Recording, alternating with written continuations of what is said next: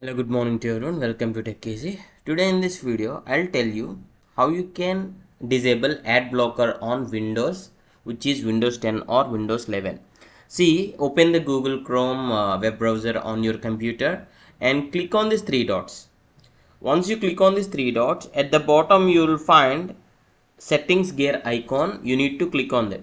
So this will open your Google Chrome settings, and here at the left side 1 2 3, the third option, you need to click on privacy and security, and just here scroll down. Where is this? Scroll down,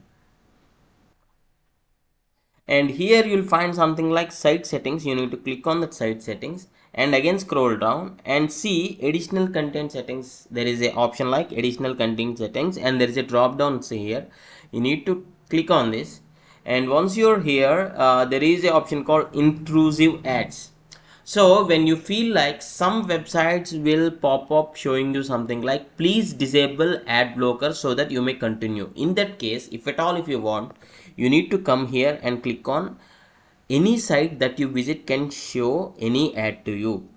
But basically this option is for the privacy and security purpose only. The Google Chrome has blocked. So when you enable this, you're enabling this at your own risk. Means any website you visit can show you any sort of ad. So if you're double sure about that, then only you can enable this. Yeah, and there is no need of you saving these settings, anything like that. Yes, these are auto saved, and from now on you will get ads on any site.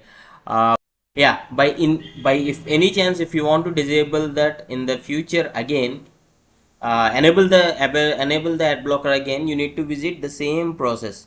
You need to come to intrusive ads and just block it. I hope you like this tutorial, and thanks for watching. Have a nice day.